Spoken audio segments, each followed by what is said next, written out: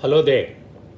Extremely delighted to be in touch with you all with this posting on Nirvana Shatkam. It's a beautiful verse composed by Adi Shankara, one of the beauties.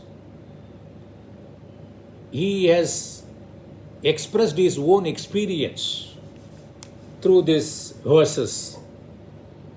Nirvana means joy, permanent peace, tranquility, liberation. Shatkam means there are 6 verses describing about our true nature.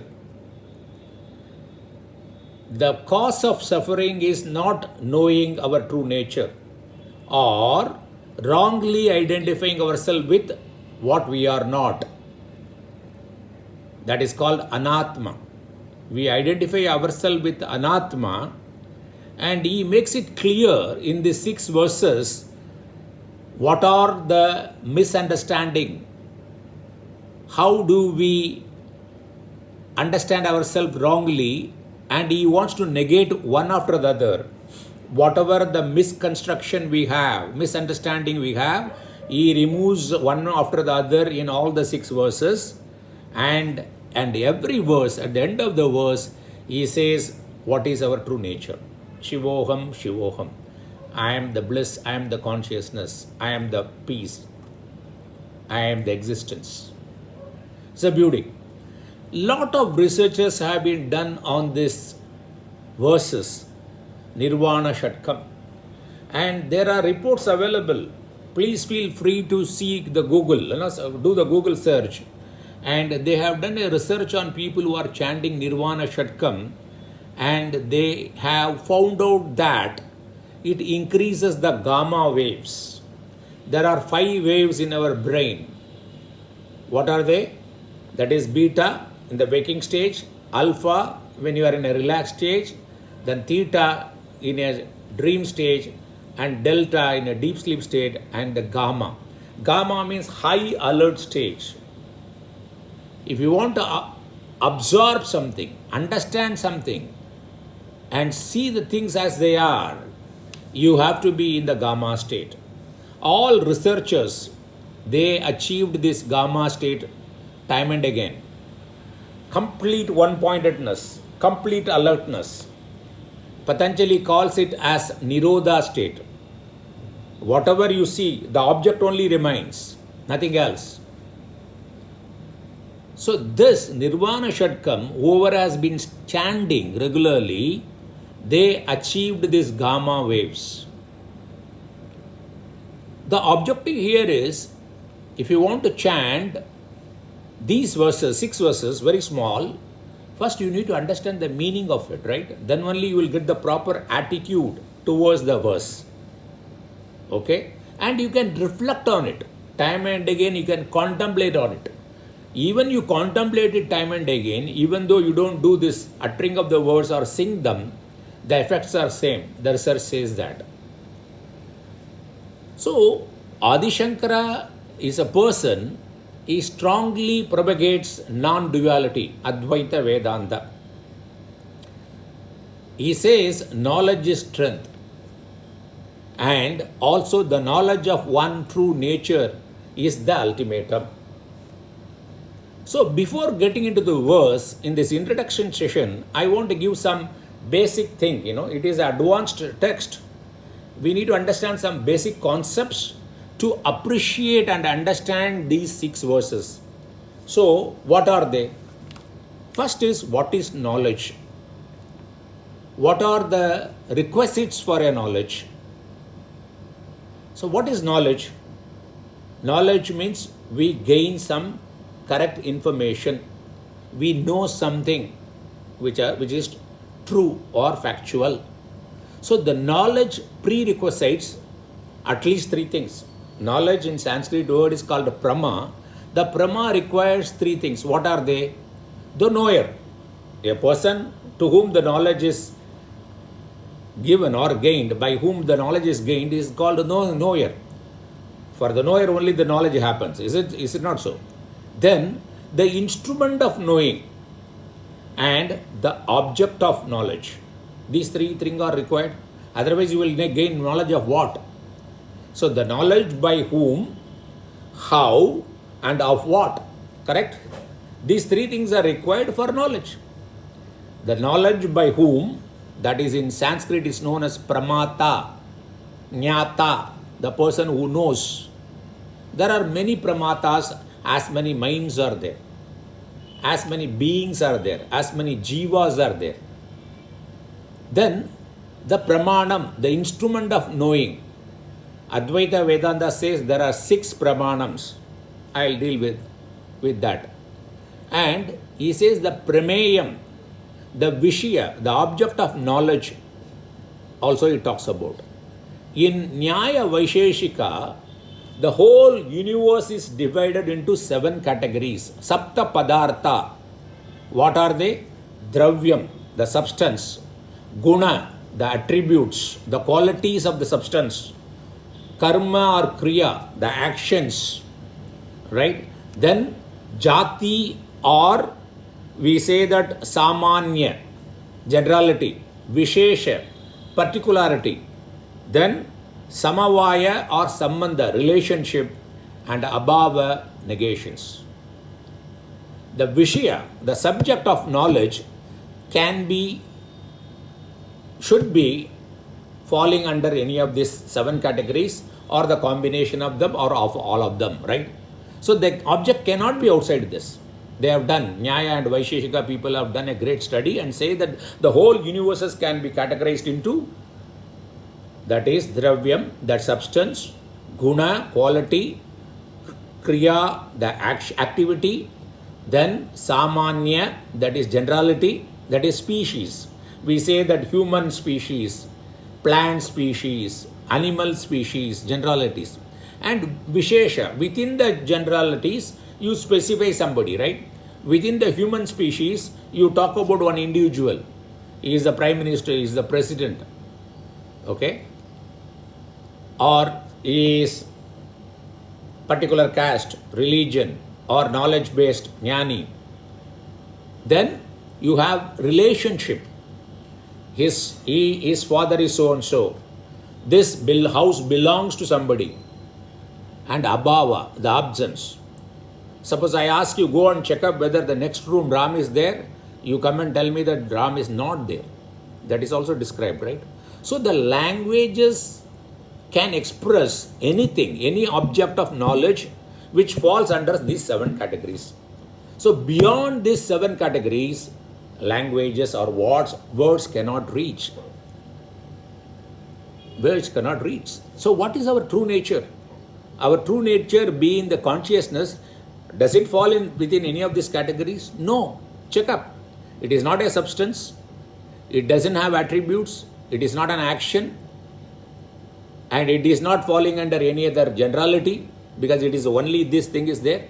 And it doesn't have any vishesha or particularity.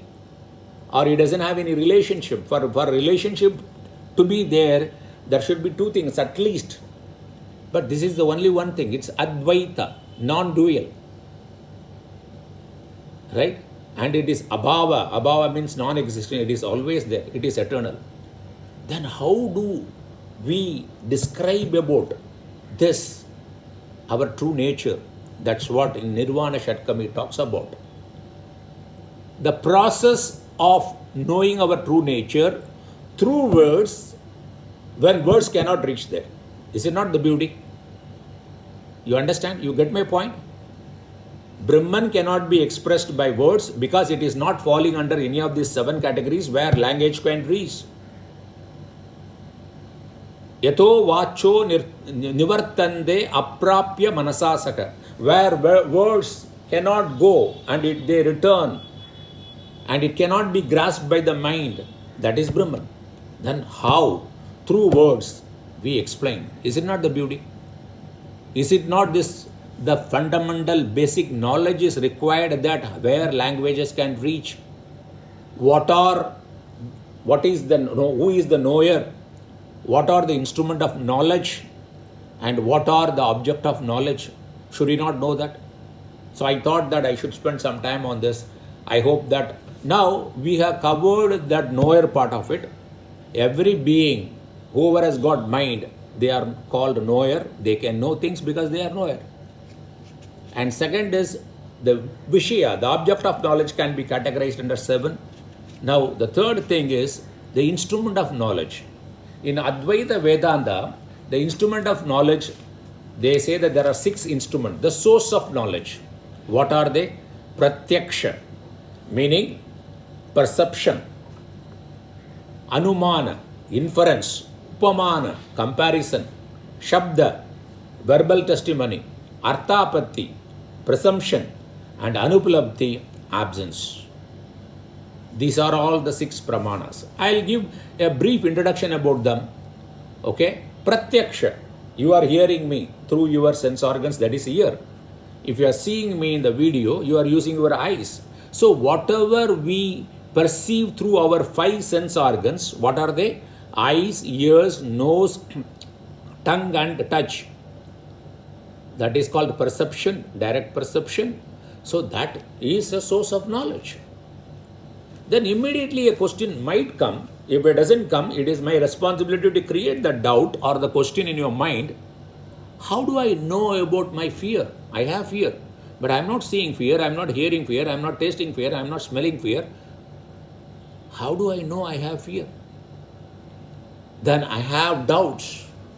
So there are various attributes of mind like kama, desire, sankalpa, resolve, our determination, doubt, vichiksa, shraddha, faith, ashraddha, lack of faith, dhriti, steadiness, adhriti, then unsteadiness, hri, shame, we feel shame, dihi, intelligence, bihi, fear, and jnanam, knowledge.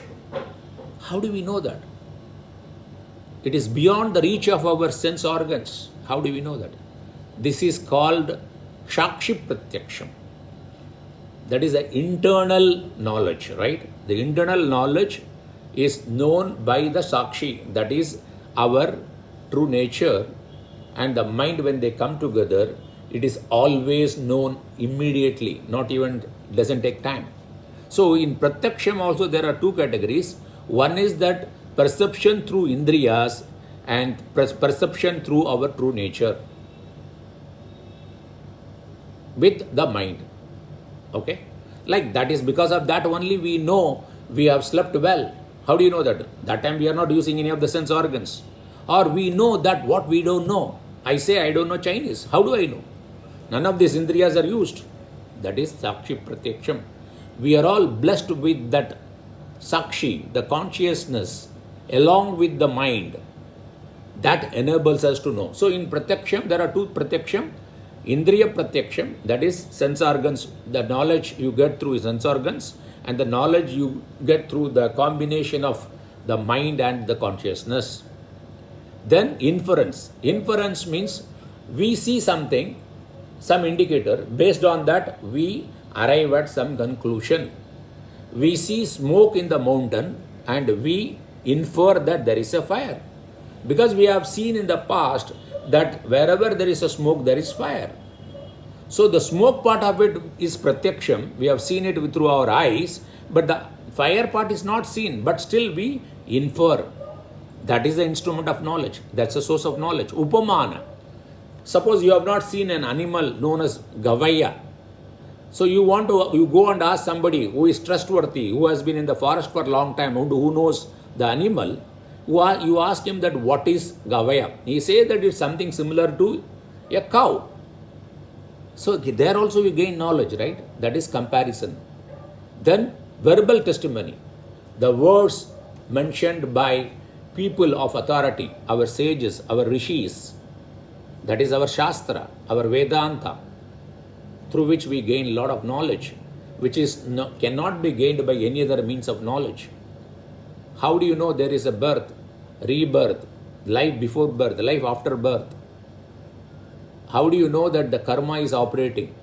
How do you know what is the reason that some children are born with some deformities?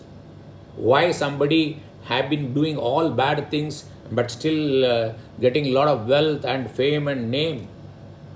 The law of karma, these are all taught. And how do we know our true nature? I said about that, our consciousness cannot be categorized under any of the 7 categories which defines the object of knowledge, still how do we know that? Through this pramana, through this sabda pramana, the verbal testimony. Okay? Nirvana Shatkam is also one of that. Okay? Then the 5th one is presumption. In presumption, there are some people say that the presumption falls under inference. No, there is a slight difference. In inference, you see an indicator and immediately you infer. So both are happening simultaneously. But in presumption, suppose for example you get up in the morning, you see that the roads, your streets are wet, then you presume that there would have been rain in the earlier night, previous night. But you didn't see that. You have not seen it was happening.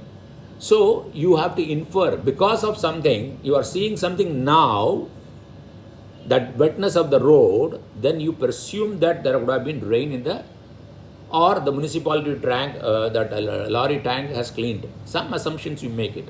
Then anupalabdhi, that is, you are experiencing the absence of something, right? As I give the example, I ask you, is there an elephant in the road? You go and see that there is no elephant. How do you know there is no elephant? Our indriyas, our sense organs can perceive only what is there. So this is also, you know, in the language, right? So these are the 6 instruments of knowledge we have, right? So this, the basic understanding is required to appreciate Nirvana Shatkam. I would have gone to directly the Nirvana Shatkam, all the 6 verses, and given word by word meaning, but you won't be able to appreciate the depth of it, the seriousness of it. So, ladies and gentlemen, I hope you enjoy this introduction session. I would like to have one more introduction session before getting into this, the text proper, the moolam. Okay. Thank you very much for this opportunity. And I hope enjoying. I am enjoying being with you. Okay. See you then.